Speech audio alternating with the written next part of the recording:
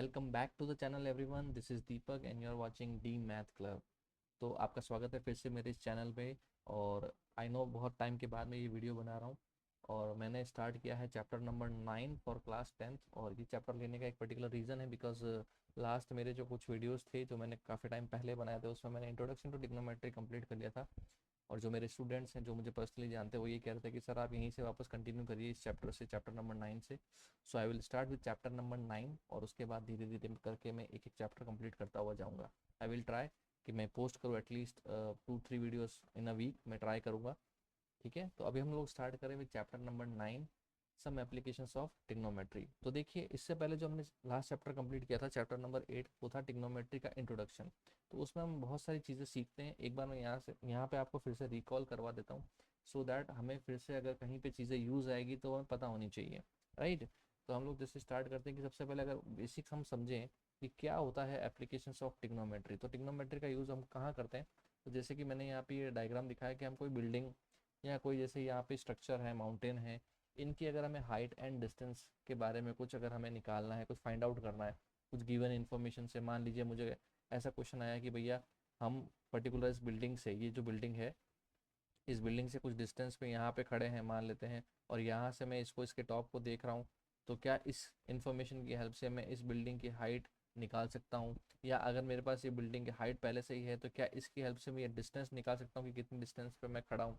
इसी तरीके से कोई भी माउंटेन अगर हमारे पास है तो उस माउंटेन की अगर मुझे हाइट निकालनी है तो वो मैं कैसे निकाल सकता हूँ, उसके लिए हम यहाँ पे ट्रिग्नोमेट्री को यूज़ करते हैं। यानी कि बेसिक जो एप्लीकेशंस की हम बात करते हैं, अगर आपके सिलेबस के अकॉर्डिंग हम बात करें तो यहाँ पे हम सीखेंगे कि किस तरीके से किसी भी स्ट्रक्चर की हम हाइट एंड डिस्टेंसेस निकालने के लिए किसका यूज़ करते हैं, ट्रिग्नोमेट्री का यूज़ करते हैं, राइट। अब इसके लिए जैसा कि मैंने आपको कहा कि this is linked with the last chapter जो कि चैप्टर नंबर 8 होता है आपका ट्रिग्नोमेट्री। उसमें हमने क्या क्या सीखा था, एक बार हम वो भी रिकॉल कर लेते हैं। तो जैसे कि हम सबसे पहले वहाँ पे जब हम एक्सरसाइज अपना जो चैप्टर स्टार्ट करते हैं, जो फर्स्ट एक्सरसाइज होती है उसमें हम देखते हैं कि टिग्नोमेट्रिक रेशियोज क्या होते हैं, उससे रिलेटेड हम क्वेश्चंस भी करते हैं। तो वहाँ पे हमने सीखा था कि हमारे पास टोटल 6 टाइप के टिग्नोमेट्रिक रेशियोज होते हैं, जो आपके यहाँ पे मैंने लिखे हैं येलो कलर में। ये हमारे 6 टिग्नोमेट्रिक रेशियोज होते हैं, साइन, कॉस, टेन, कोसेक, सेक और कॉट।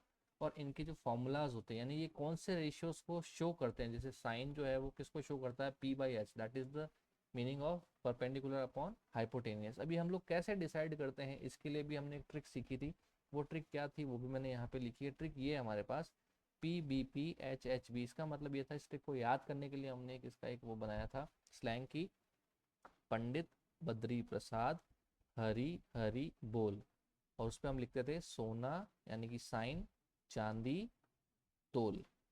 ठीक है, सोना का एस आ गया, चांदी का सी आ गया और तोल का टी आ गया। तो यहाँ से बन गया साइन, कॉस और टेन। तो अब इस ट्रिक से हमें कैसे पता चलता था कि कौन सा ट्रिग्नोमेट्रिक रेशियो किसको शो करता है, तो उसके लिए हमने ये देखा था कि साइन जो होता है that is representing what, P by H. तो यहाँ से ऊपर से नीचे की तरफ आते हैं। कॉस के लिए ये देखिए बी अपॉन एच, टेन के लिए पी बाय बी। अब इसी का अगर हम अपोजिट कर ले, रेसिप्रोकल ले ले, तो साइन का जो रेसिप्रोकल होता है वो हमारे पास होता है कॉसेक। मैंने यहाँ पे लिखा भी है। तो अगर हम नीचे से ऊपर की तरफ जाएं तो यहाँ होता है कॉसेक। ठीक है, कॉस का अपोजिट होता है सेक, और कॉट का, टेन का अपोजिट होता है कॉट। तो यहाँ से ये 6 ट्रिग्नोमेट्रिक रेशियोज की वैल्यू हमें पता चलती है इस ट्रिक की हेल्प से। ठीक है, ट्रिक क्या है फिर से बता देता हूँ, पंडित बद्री प्रसाद हरी हरी बोल, सोना चांदी तोल, यानी साइन कॉस टेन। और इनका रिवर्स करेंगे तो हमारे पास कॉसेक, सेक और कॉट आता है। तो यहाँ से हमारे को ये वैल्यूज़ मिल जाती हैं। आई होप ये आपने पढ़ रखा है तो इस पे इतना टाइम देने की कोई ज़रूरत नहीं है, बट फिर भी मैंने एक यहाँ पे आपको इंट्रोडक्शन वापस दे दिया, रिकॉल करवा दिया। ठीक है, आगे चलते हैं। फिर हमने और क्या पढ़ा था उस चैप्टर के अंदर, उसके लिए हमने पढ़ा था values of some specific angles. Basically हम ये टेबल बनाना सीखते हैं वहाँ पे सेकंड एक्सरसाइज के अंदर, क्योंकि वहाँ पे जो हमारे पास क्वेश्चंस होते हैं 8.2 के अंदर जो आपके क्वेश्चंस हैं आपकी बुक में आप देखेंगे तो वो कहीं ना कहीं वैल्यूज से रिलेटेड है। यानी कि कहीं भी आपको साइन की कोई वैल्यू चाहिए, कॉस की कोई वैल्यू चाहिए, टेन की कोई वैल्यू चाहिए, उससे रिलेटेड जो क्वेश्चंस आते हैं वहाँ पे हम इस टेबल का यूज़ करते हैं। ये टेबल भी हमने बनाना सीखी थी। अगर आप लोगों ने को नहीं पता ये टेबल कैसे बनाते तो उसका ऑलरेडी एक वीडियो मेरे पास यहाँ पे इस चैनल पे पड़ा है, आप लोग देख सकते हैं। उसमें मैंने एक ट्रिक बताई है जो मुझे मेरे टीचर ने बताई थी, उस ट्रिक की हेल्प से हम लोगों ने ये टेबल बनाना सीखा था। तो वहाँ से आप ये टेबल बनाना देख सकते हैं। अभी हमारे लिए क्या इंपॉर्टेंट है, यहाँ पे हमारे लिए इंपॉर्टेंट है कुछ वैल्यूज़, कुछ सेलेक्टिव वैल्यूज़ जो हमें बार बार काम आएगी हमारे आने वाले क्वेश्चन यानी चैप्टर नंबर 9 के जो भी क्वेश्चन है वहाँ पे हमें कुछ स्पेसिफिक वैल्यूज़ की बार बार ज़रूरत पड़ती है। जैसे साइन की जो वैल्यूज़ है, जैसे साइन 31/2, साइन 45, साइन 60, ये कुछ वैल्यू जो मैं यहाँ पे सर्कल कर रहा हूँ ये हमें बार बार यूज़ आएंगी वहाँ पे। इसी तरीके की कॉस की भी तीनों वैल्यूज़ हैं, 30, 45 एंड 60 डिग्री की।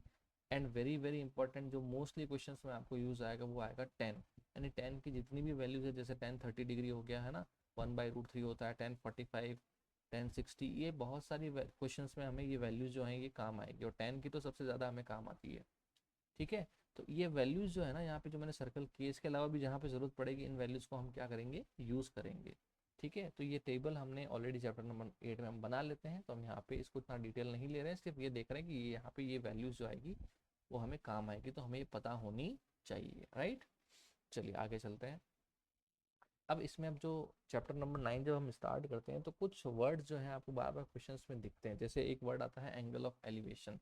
ठीक है, तो एंगल ऑफ एलिवेशन के लिए मैं यहाँ पे एक बार इंक चेंज कर देता हूँ। मैंने आपकी ही बुक का ये डायग्राम जो है वो लिया है, उससे हमें समझ में आएगा कि what is the meaning of angle of elevation. तो देखिए क्या होता है कि जब भी हम ट्रिग्नोमेट्री, जैसे हम इंट्रोडक्शन ऑफ टू ट्रिग्नोमेट्री जब भी पढ़ाते हैं बच्चों को, तो हम उनको ये बताते हैं कि ट्रिग्नोमेट्री जो लगती है वो हमेशा किस में लगती है, आपकी एक ट्राइंगल के अंदर लगती है। राइट, यानी कि राइट एंगल ट्राइंगल होना चाहिए, तभी आप ट्रिग्नोमेट्री को अप्लाई कर सकते हैं। तो यहाँ पे हमारे पास जितनी भी सिचुएशन आएगी उनमें हम क्या करेंगे, कोशिश करेंगे कि पहले हम उसको एक ट्राइंगल की फॉर्म में कन्वर्ट करें। जो भी हमें सिचुएशन दे रखी है, जो भी कंडीशन दे रखी है, उससे हम एक ट्राइंगल को फॉर्म करेंगे, और उसके बाद हमारा जो क्वेश्चन है उसको हम सॉल्व करेंगे।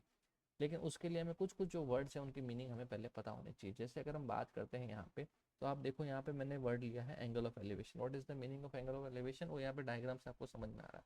तो सपोज करते हैं यहाँ पे जैसे ये गर्ल खड़ी है, तो ये जिस पोजीशन पे खड़ी है, ये जो है ये लाइन जो आपको नीचे दिख रही है, इसको हम बोलते हैं हॉरिजॉन्टल।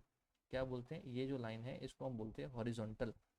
तो हॉरिजॉन्टल के पैरेलल में अगर मैं कोई भी लाइन कहीं पे भी बनाऊंगा, जैसे आप देखेंगे इसके पैरेलल में ये वाली लाइन बनी हुई है इस तरीके से, देखो ये डैश डैश की फॉर्म में बनी हुई है, तो दिस इज ऑल्सो हॉरिजॉन्टल। मतलब इसके पैरेलल में अगर ये ज़मीन है, ज़मीन अगर हम बेसिक लैंग्वेज में बात करें तो ये आपकी ज़मीन है, ग्राउंड है, ये क्या होता है, इसको हम बोलते हैं ग्राउंड, या इसको बोलते हैं हम हॉरिजॉन्टल लेवल। अब इसके पैरेलल में मैं कहीं पे भी लाइन बनाऊंगा तो वो अपने आप में किसको दिखाएगी, हमेशा किसको दिखाएगी, हॉरिजॉन्टल लेवल को दिखाएगी।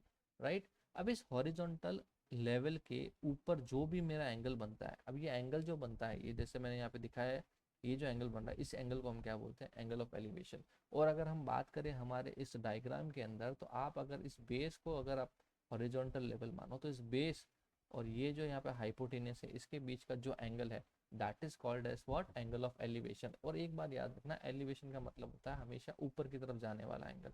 तो आप देखेंगे ये लड़की जो है ना इस पतंग को देख रही है, पतंग इसके लिए एक तरीके का क्या है, ऑब्जेक्ट है जिसको ये देख रही है। ठीक है, तो इस ऑब्जेक्ट को देख रही है, और क्योंकि पतंग जो होती है वो आपके ज़मीन से हमेशा ऊपर की तरफ रहती है, तो जो एंगल बन रहा है क्योंकि ऊपर की तरफ बन रहा है, तो इसका नाम क्या बन गया, एंगल ऑफ एलिवेशन। एक चीज़ और यहाँ पे समझने वाली है, लाइन ऑफ साइट। एक बार मुझे याद है कि बोर्ड के अंदर ये क्वेश्चन आ गया था, the line which is connecting object to the eye of the viewer is called as, तो उसमें ऑप्शन थे हमारे पास, तो वहाँ पे हमें पता होना चाहिए कि लाइन ऑफ साइट होता है। लाइन ऑफ साइट का मतलब क्या हुआ कि किसी भी ऑब्जेक्ट, यानी कि जिसको भी वो पर्सन देख रहा है, वो ऑब्जेक्ट प्लस उस पर्सन की जो आईज है उनके बीच की अगर हम एक लाइन ड्रॉ कर दें, है ना, यहाँ से देखो इस लड़की की आईज से लेके इस साइड तक ये जो लाइन जा रही है, ये लाइन अपने आप में किसको दिखाती है, लाइन ऑफ साइट। यानी कि जिस चीज़ को ये देखना चाह रही है उस तक जाने वाली लाइन, उस ऑब्जेक्ट तक पहुंचने वाली line is called as line of sight, और कई बार शॉर्ट में इसको LOS भी लिखते हैं। ठीक है, तो ये बोर्ड में एक बार मुझे याद है आया था, कई साल पहले की बात है। तो लाइन ऑफ साइट क्या होता है आपको पता होना चाहिए। अच्छा, अब अपने ये समझ में आ गया कि हॉरिजॉन्टल लेवल, ठीक है, ये वाला जो हॉरिजॉन्टल लेवल है इसके और लाइन ऑफ साइड के बीच का जो एंगल है अगर ऊपर की तरफ बन रहा है, तो that is called as what, angle of elevation. अब एक और आता है हमारे पास, एक होता है एंगल ऑफ डिप्रेशन। तो जैसे हमने पिछले वाले पार्ट में देखा था कि एंगल ऑफ एलिवेशन जो होता है वो ऊपर की तरफ बनता है ना, किसके, बेस और लाइन ऑफ साइड के ऊपर की तरफ, यानी हॉरिजॉन्टल लेवल और लाइन ऑफ साइड के बीच में बनता है, ऊपर की तरफ जाता हुआ एंगल। सिमिलरली मान लेते हैं किसी कंडीशन में ऐसी कंडीशन आई हमारे पास, किसी क्वेश्चन में ऐसी कंडीशन आई कि हम हमारा जो पर्सन है, या जो हमारा कंडीशन ऐसा है कि पर्सन जो है वो किसी बिल्डिंग के टॉप पे खड़ा है, वो नीचे किसी ऑब्जेक्ट को देख रहा है।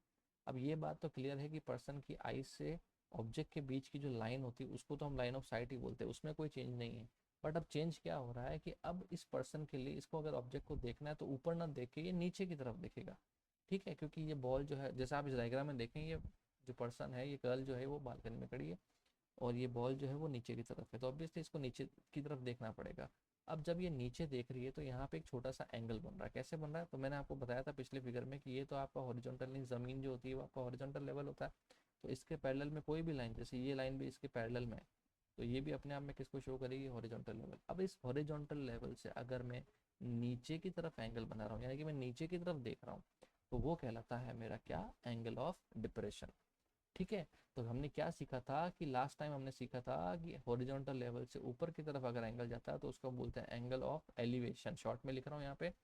लेकिन अगर हॉरिजॉन्टल लेवल से नीचे की तरफ हमारा एंगल जा रहा है तो इसको बोलते हैं हम एंगल ऑफ डिप्रेशन। डी का मतलब डिसेंट, डी का मतलब डिप्रेशन, यहाँ से आप समझ सकते हैं। दो चीज़ें आपको याद रखनी है, कौन कौन सी? एंगल ऑफ एलिवेशन और एंगल ऑफ डिप्रेशन। अच्छा, और क्या याद रखना है कि सर लाइन ऑफ साइट क्या होता है? Line of sight is the line which is connecting eyes to the object.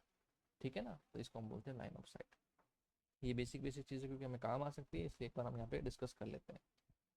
Next है, अब जैसे कि मैंने आपको बताया कि ये सारी चीज़ें जो है, जो भी हमें कंडीशन क्वेश्चन में दे रखी होती है, उनको हम किस में कन्वर्ट करते हैं? हम ट्राइंगल में कन्वर्ट करते हैं।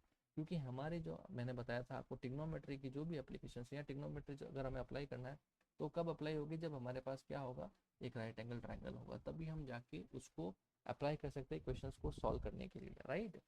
कोई भी कंडीशन है, जैसे मान लेते हैं यहाँ पे आपको एक बिल्डिंग दिख रही है ना, तो इस बिल्डिंग को देखो इन्होंने किस तरीके से आपको बना के बताया कि किस तरीके से हम इसको एज अ ट्राइंगल बना सकते हैं। तो देखो, जैसे ये पॉइंट आपको दिख रहा है, ये पॉइंट बी है, ठीक है, this is point C, this is point A, यहाँ पे कोई पर्सन, आई होप आपको दिख रहा है, ये पर्सन है, ठीक है। अब ये पर्सन जो है क्योंकि ऊपर की तरफ देख रहा है, मान लेते पॉइंट सी की तरफ देख रहा है, तो हमने सीखा था कि अगर ये हॉरिजॉन्टल लेवल से ऊपर की तरफ देखेगा तो वो एंगल कौन सा बनेगा? Angle of elevation. अब इसको अगर मुझे एक पूरे डायग्राम को रिप्रेजेंट करना है in the form of triangle, क्योंकि एक्चुअली जब मुझे कैलकुलेशन करना है तो मुझे ट्राइंगल के फॉर्म में कन्वर्ट करके करना पड़ेगा। तो अगर हम इसको इस ट्राइंगल की फॉर्म में कन्वर्ट करें तो कैसे बनेगा डायग्राम? मैं इंक चेंज कर देता हूँ। देखो, ये पॉइंट ए है ना, ये ए आपका इधर आ गया, ये बी है, ये बी आपका यहाँ आ गया, ठीक है, ये सी है, ये सी आपका यहाँ आ गया। एक चीज़ आपको हमेशा याद रखनी है, चाहे कोई बिल्डिंग दे रखी है, कोई हो सकता है इस बिल्डिंग की जगह कोई टावर हो, कोई ट्री हो, कोई भी स्ट्रक्चर हो सकता है, उसको हम बाय डिफॉल्ट अगर हम देखें तो वो हमेशा हॉरिजॉन्टल से कितने डिग्री का एंगल बनाएगा? 90 डिग्री का।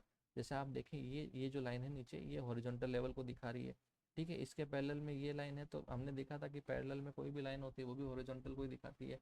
तो आप देखो, इस लाइन के बीच में और ये जो टावर है, इसके बीच में जो एंगल है वो कितने का है? 90 डिग्री। तो हमेशा ये मान के चलना है कि अगर कोई टावर हमें दे रखा है, बिल्डिंग दे रखी है, और नीचे अगर हमारा हॉरिजॉन्टल लेवल है, तो इन दोनों के बीच का जो एंगल होता है वो हमेशा कितने का होता है? 90 डिग्री का। बाय डिफॉल्ट हमें ये मान के चलना है। और जो इसके सामने वाली लाइन होती है, जिसको हम अगर इस ट्राइंगल के हिसाब से बोले, जिसको हम हाइपोटेनस बोलते हैं, वो हमेशा हमारी लाइन ऑफ साइट को रिप्रेजेंट करती है। जैसे यहाँ पे दे रखा है, क्या है? Line of site. ठीक है। तो इस तरीके से हमें क्या है, जो भी हमें कंडीशन दे रखी है उसको पहले हमें क्या लाना है? इस ट्राइंगल की फॉर्म में लाना है। तो यहाँ पे जो वैल्यूज हमारे पास हैं वो, और जो हमें निकालने उसको हम कैलकुलेट करके फाइंड आउट कर सके, जो भी क्वेश्चन में हमसे पूछा गया वो निकाल सकते हैं। तो आई होप ये जो इतना मैंने आपको बेसिक इंट्रोडक्शन दिया है वो आपको समझ में आया होगा। अगर आपको कोई भी डाउट है तो आप नीचे कमेंट बॉक्स में लिख सकते हैं, ताकि मैं आपके डाउट को नेक्स्ट वीडियो में लेके पहले वहीं से स्टार्ट करूँ, फिर हम आगे की बात करेंगे। ठीक है। तो इसके बाद हम लोग अगले वीडियो में स्टार्ट करेंगे हमारी एक्सरसाइज 9.1, क्वेश्चन नंबर 1 से टोटल 15 क्वेश्चन है। एंड आई विल ट्राई कि मैं 4 5 करके इसको 2 3 वीडियो के अंदर ट्राई करूँगा कि कंप्लीट करूँ। तो अगर आपने यहाँ तक वीडियो देखा है तो प्लीज़ वीडियो को लाइक कर देना, चैनल को सब्सक्राइब कर देना, अपने दोस्तों के साथ शेयर कर देना, ताकि मुझे भी मोटिवेशन मिल जाए थोड़ा सा वीडियोज़ बनाने का। ठीक है, मिलते हैं नेक्स्ट वीडियो में, तब तक के लिए गुड बाय।